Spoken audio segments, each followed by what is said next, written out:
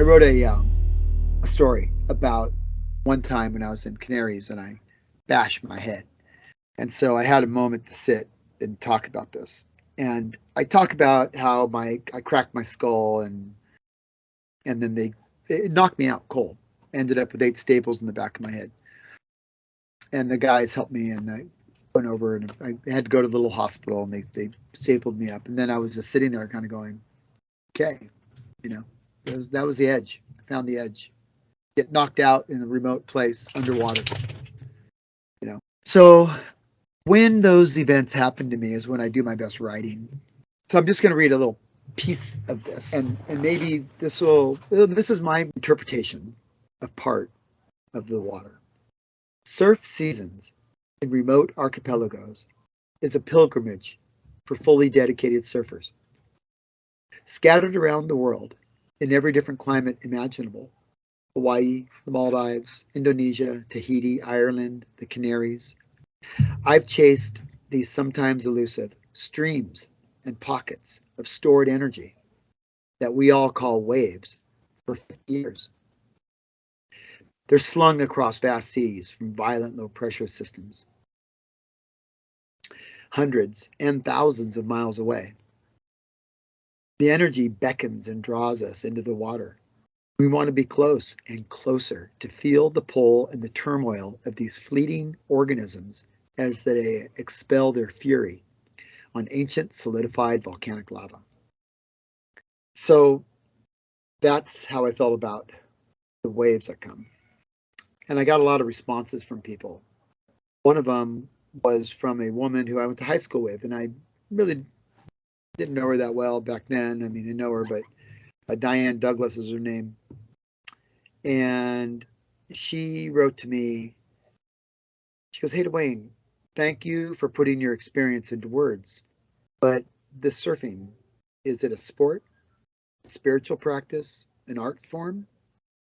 He goes, "But whatever it is, it's fascinated me. But I'm too big of a chicken to wade into the water that big and fierce. I'm glad you were alive. So keep writing and writing." So I answered her. I said, "Dear Diane, spiritual, art form, sport?" I said, "I've never really tried to classify it. I just remember in 5th grade at Los Robles Elementary when school president, Mr. McDonald, played his surf reel at lunch on a rainy day. First forward, then in reverse. And I knew right then that that's what I wanted my future to be. So here's my little theory of water and surfing. And I'm just gonna extend this to sailing, because really you're kind of doing the same thing.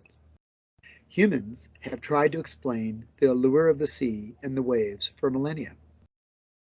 Duke Kamanamaku, he's the father of surfing. He was in the 1940 Olympics, I think, as the American swimmer, and he brought surfing into the mainstream.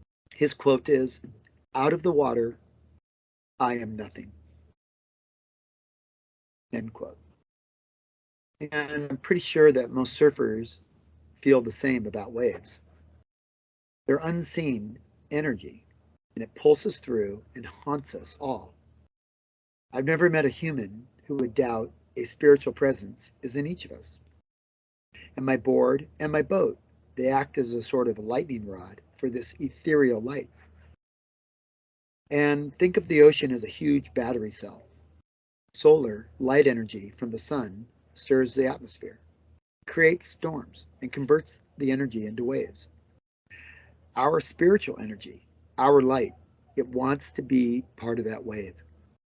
We want to connect to that life energy form of the wave, become one for a moment and complete.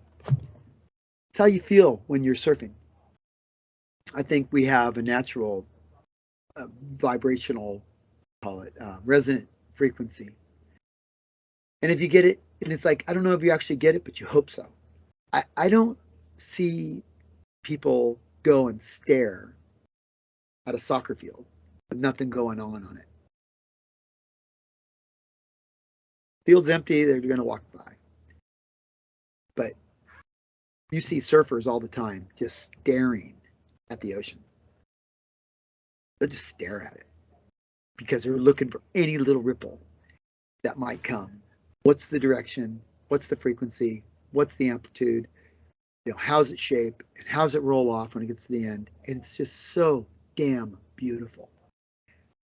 The shape of boats, the shape of sails, it's like it's the wing of a bird, right? It's perfect. It's just a perfect natural thing. And we mimic that. It's a form of flying horizontally. I'm a pilot. I appreciate the engineering of it.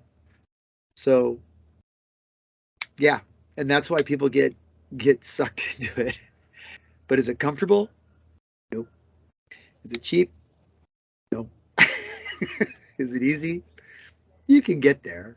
I mean, if you throw a stick in the water around the Canary Islands, probably 6 months later, it'll end up in Brazil. Yeah, just the current, the tide, and the wind will just blow it there. Everything kind of just ends up in the Bahamas. Shit, big gyre. You put a boat on it with a sail, and you go 10 times as fast.